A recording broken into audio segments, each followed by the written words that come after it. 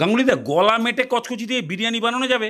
বানানো যাবে না মানে সালা সলিড টেস্ট হবে। নাও ফুল প্যান্টটা খুলে হাফ প্যান্টটা পরো আর কচকুচিগুলোকে মাঝখান দিয়ে ফালা করে একদম 2-3 টুকরো করে ফেলো। এবারে 100 গ্রাম টক দই দিয়ে একদম ভালো করে দলাই মলাই করে মেখে দিয়ে সাইড করে রেখে দাও। আধ ঘন্টা কচি কাচাদের রেস্ট হয়ে যাবে।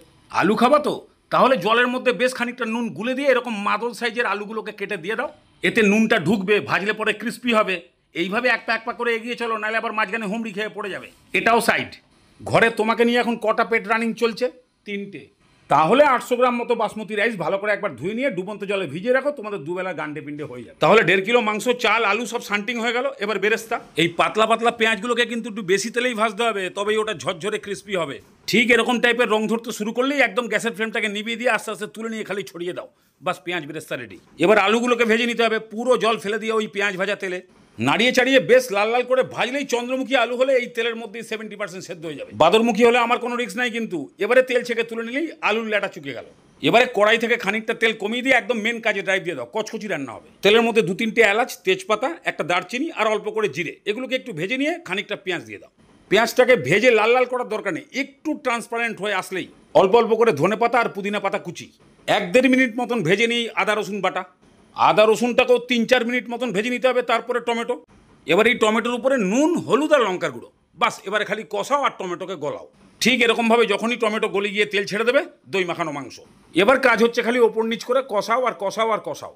5 মিনিটের মধ্যেই দই আর মাংস থেকে একদম কড়াইয়ের গলা পর্যন্ত জল এসে যাবে। এই সময়তেই দিয়ে দেবো খানিকটা পেঁয়াজ বেরেস্তা আর অল্প করে বিরিয়ানি মশলা। বাজারের রেডিমেড বিরিয়ানি মশলা দিলেও হবে, আর ঘরে বানাতে চাইলে আমার পেজে আছে, দেখে নেবেন। এবার ঢাকনা দিয়ে ঢাকনা খুলে খালি কাজ হচ্ছে 95% মাংসকে সেদ্ধ করে ফেলা। তারপরে আলুগুলোকে দিয়ে ভালো করে মিশিয়ে দিয়ে এবারে ঢাকনা দিয়ে আলু আর মাংস পুরোপুরি সেদ্ধ হয়ে গেলেই এই যে সাইডের রোগানটা দেখা যাচ্ছে, এখান থেকে 3-4 হাতে একটা বাটিতে তুলে নাও। এবার এই রোগানের মধ্যে খানিকটা দুধ, কেওড়া জল, সামান্য আতর, কয়েকটা শুধু কেশর আর বিরিয়ানি মশলা দিয়ে ভালো করে মিশিয়ে এটা রেখে দাও। তারপরে মাংস সেদ্ধ হয়ে গেলে ভাত বসাও। জলের মধ্যে তেজপাতা, শাহি জিরা, এলাচ, দারচিনি, লবঙ্গ, সামান্য জয়ত্রী, এগুলোকে দিয়ে বেশ খানিকটা নুন দিয়ে একটু লেবুর রস দিয়ে ভালো করে গুলিয়ে ফুটতে দাও।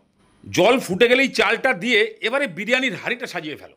হাঁড়ির মধ্যে মাংসর কড়াই উল্টে দিয়ে তারপরে ধনে পুদিনা পাতা কুচি, তার উপরে পেঁয়াজের বেরেস্তা আর ওই দুধ গলা জলটা অর্ধেক দিয়ে দাও। এবার যদি ভাত হয়ে গিয়ে থাকে তাহলে জল ছেঁকে তোলো আর গরম গরম ভাত ফেলো। এইভাবে হাঁড়ির পুরো ভাত ঢেলে দিয়ে আবার সামান্য একটু ধনে পুদিনা কুচি আর ওই যে দুধের লিকুইডটা বেশি ছিল ওর মধ্যে সামান্য ঘি দিয়ে ওই ভাতের উপরে দিয়ে দাও। আবার একটু বেরেস্তা। এবারে ঢাকনা দিয়ে গ্যাসের উপরে চাটু একটা বসিয়ে দিয়ে দমে। আধ ঘন্টা পরেই একদম ঝরঝরে সেন্টেড গলা মেটে কচকচি বিরিয়ানি রেডি। যা একখানা সেন্ট বেরোচ্ছে না, খেয়ে আর দেখাবো কি, টাইম তো ওভার। বানিয়ে একবার খেয়ে দেখবেন, একটা আইটেমই দুবেলা কভার। Heavy taste.